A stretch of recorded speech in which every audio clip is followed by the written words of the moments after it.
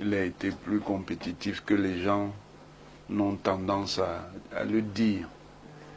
Et en réalité, si l'opposition avait une bonne stratégie, on se serait retrouvé vraiment dans une situation très difficile qui allait même justement créer plus de problèmes. Ça veut dire qu'on aurait eu un écart d'1 ou de 2 points.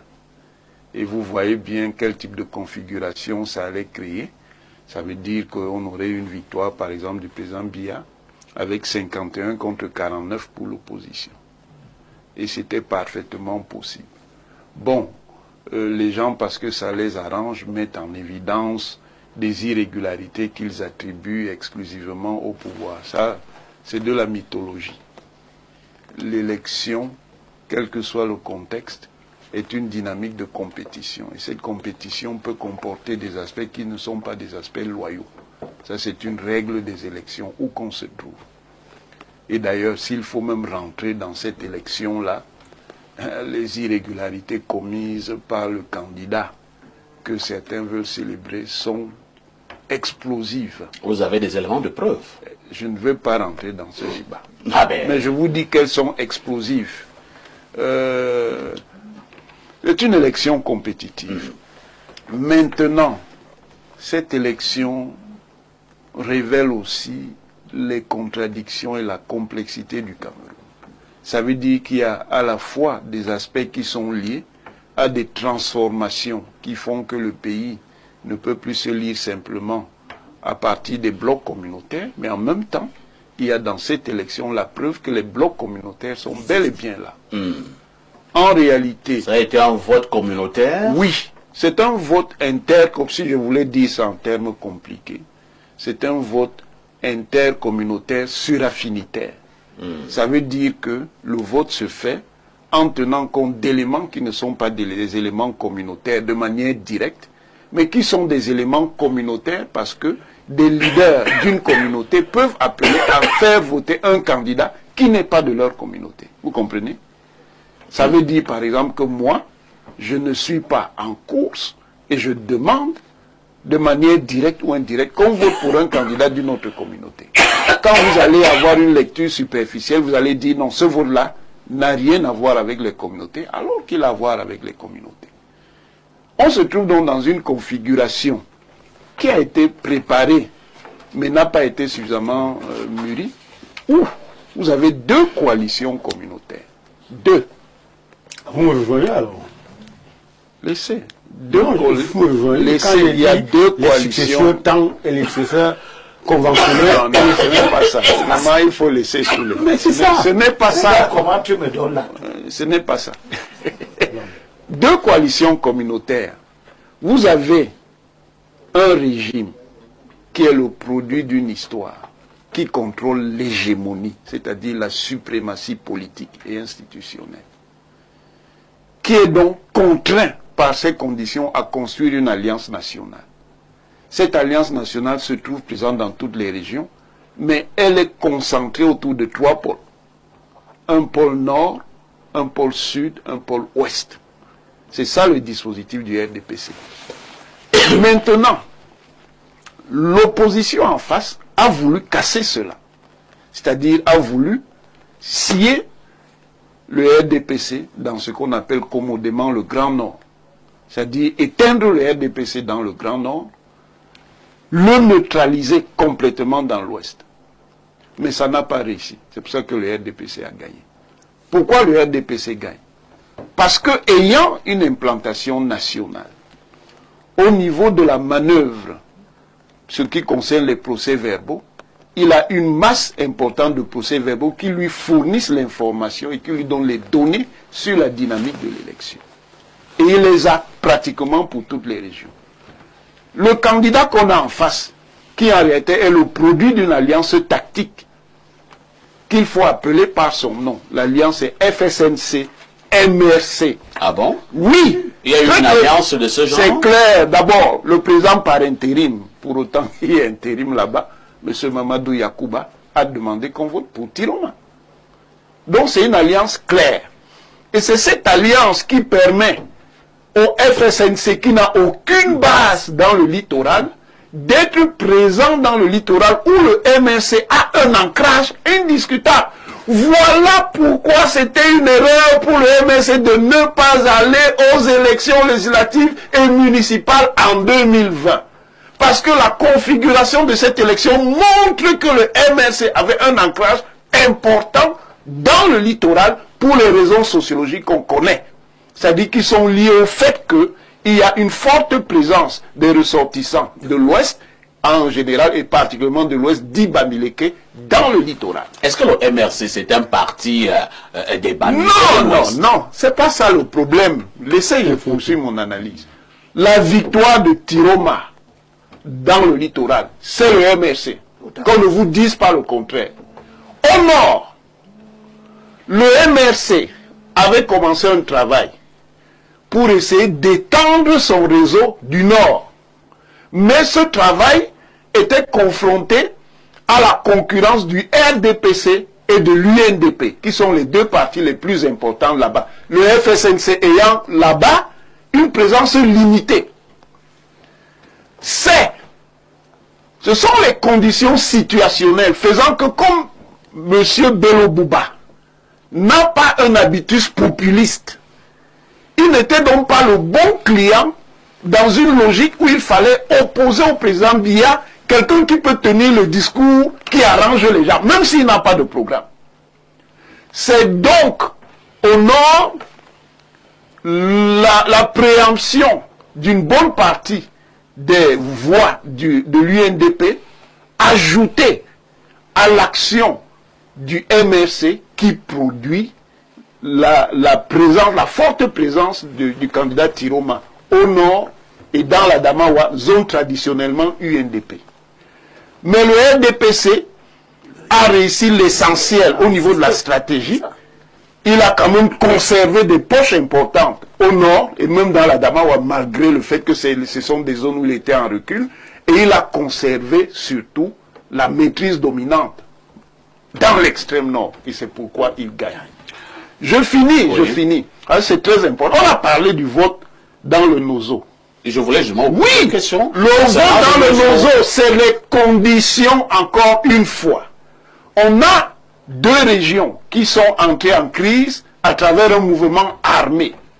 Ce mouvement armé a d'abord désarticulé la base du SDF. Et cette base du SDF s'est retrouvée prisonnière. Elle a été prise en otage par le mouvement armé. Et ça a fait que dans la compétition loyale, le SDF ne peut pas se déployer de manière efficace. Et le RDPC en profite, particulièrement au nord-ouest. Au sud-ouest, le RDPC était déjà dominant. Mais les mêmes conditions ont fait qu'il soit présent. À l'ouest, pour terminer, le RDPC a quand même, dans une certaine mesure, bloqué parce qu'il est un parti national. Je ne dirai pas le reste. Le reste, c'est quoi? Le reste, c'est que l'opposition doit encore progresser. Mais elle aurait pu gagner cette élection. C'est parce qu'elle n'a pas suivi ce que M. Elimbi Lobele. Nous avons l'opposition la plus bête. Je ne sais pas si elle est bête. Mais pourquoi vous tapez la tête? Je tape la tête parce que ça n'a pas été suffisamment utilisé. La tête? Oui. Non, l'opposition est bête. Non. C'est pas parce qu'on n'utilise pas la tête que ça veut dire nécessairement qu'on est bête. Abel Elimbi Lobele, est-ce que le président de la République, au sortir de cette élection, ne devrait pas sanctionner ces élites qui ont perdu l'élection dans leur village, dans leur regroupement, dans leur communauté? Le président Biya doit tirer les leçons que dans son camp, il y a beaucoup d'incompétents qui profitent de l'appareil du parti. Vous voyez, je reviens un peu sur tout ce désordre qui règne à Douala et ailleurs dans nos petites villes. Pourquoi? Où sont ces présidents de comité de base, ces présidents de sous-sections, ces présidents de sections qui mobilisent souvent des milliers de personnes dans les défilés? Pourquoi n'ont-ils pas mobilisé les gens pour empêcher les casses? C'est quand même curieux. Vous voyez le défilé ici à la place du 20 mai. Ici, vous voyez près d'1 million, plus de 250 000 militants du RDPC. 250 000 militants et les présidents de sous-sections, de comités de base ne sont pas capables de dire « Ok, comme vous menacez de faire du désordre, nous allons nous déployer. » Ils ont laissé faire le désordre. Et ce n'est que quand la situation est déjà à peu près consommée, à Douala 3 à 2, on a déjà brûlé la maison de Fampou, qu'on voit finalement les jeunes du RDP sont sortis. Le mal est déjà consommé autant pour moi. Donc il y a un problème sur la viabilité de l'encadrement de son parti. Parce que l'encadrement du parti, ce n'est pas seulement pour aller au défilé et recevoir l'argent pour festoyer. C'est aussi pour mobiliser les électeurs, mais c'est aussi pour gérer les situations de crise contre votre parti. Comment vous n'arrivez pas à gérer les situations de crise contre le RDPC? Donc on dit que le RDPC a gagné. Depuis qu'on dit ça, vous voyez qui? Vous voyez qui des cadres du RDPC au devant de la scène pour conjurer cette instrumentalisation de la jeunesse? Bon, moi je reviens sur autre chose. Je veux dire aux gens que, vous savez, la vérité, c'est comme les fesses. Ah bon? Oui. Ça veut Vous dire quoi? faites n'importe quoi. Comment tu peux faire pour ne pas t'asseoir avec tes fesses? Tu vas toujours t'asseoir sur les fesses. Donc, vous montez, vous descendez. C'est depuis 2017 que j'ai dit à mes frères de l'opposition, première chose, cessez de croire que l'évocation de la fraude électorale légitime vos échecs. Cessez ça. Ce discours doit finir.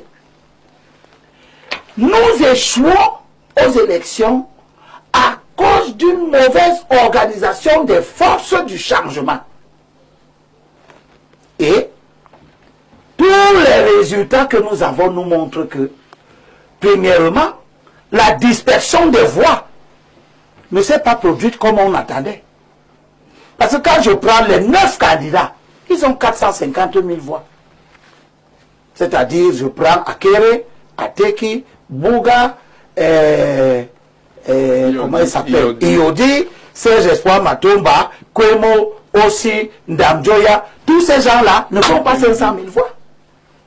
Ils ne font pas 500 000 voix. Qu'est-ce que cela veut dire? Cela veut dire que l'idée de la coalition a fonctionné dans l'esprit d'un grand nombre. Sauf que cette idée-là n'a pas mobilisé entièrement les forces du changement. Puisqu'il y avait un doute. Et le fait que cette idée ne mobilise pas entièrement montre très bien que M. Chiroma, M. Bello ont perturbé l'opposition. Ils sont responsables de la défaite. Et l'analyse que Bessal a fait de leur sortie au moment où ils sortent compromet complètement la crédibilité de l'idée selon laquelle ils se sont détachés par eux-mêmes. Pourquoi c'est enjoué? Le timing. Le timing. On fait des luttes, on mobilise. Depuis des années, M. Chiroma est dans le camp qui nous attaque. Et au dernier moment, ils sont pour venir organiser la dispersion du vote contestataire dans le Grand Nord. Et pas seulement dans le Grand Nord. Parce que les peuples du Grand Nord sont énormément présents au littoral. Il s'agit donc de capter l'électorat contestataire du Grand Nord pour que cet électorat n'aille pas ni chez Ossi, ni chez Cabral Libi, ni chez Matomba, ni chez personne. Donc, nous avons échoué, chers compatriotes. Pour chuter. Cabral Libi, nous avons perdu. Ossi, nous avons perdu. Matomba, nous avons perdu l'élection. Ndamjoya, nous avons perdu l'élection.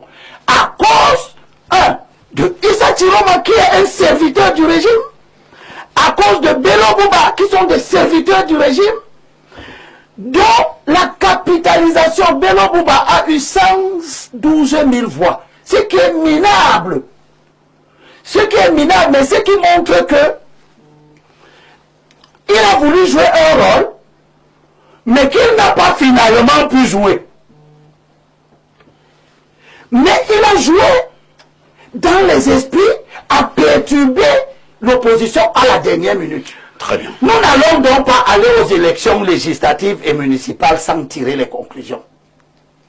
Il y a des gens qui nous ont fait échouer. Ces gens sont au cœur de l'opposition. Nous n'allons pas considérer que M. Anissé Ekane et Ndjekan Tchameni ne sont pas responsables de notre échec. Nous n'allons pas non plus considérer que le manque d'humilité des acteurs classiques qui refusent de s'asseoir seulement un seul jour pour écouter les gens qui ne sont pas candidats. Je ne suis pas candidat. Très bien. Mais je me bats depuis des années à vous faire comprendre que on ne peut pas, en face d'une machine aussi importante que le RDPC, venir sur le champ du combat avec des arguments éculés où quelqu'un a 3 conseillers municipaux dans tout le Cameroun. Le Cameroun a 10 632 conseillers municipaux. Expliquez-moi, maintenant que vous avez échoué et que vous allez faire des réunions internes pour analyser, encore faut-il les faire. Expliquez-moi comment quelqu'un qui a 3 conseillers municipaux peut se mettre devant les gens pour dire qu'il va battre Paul Biya, qui a 11 000 élus.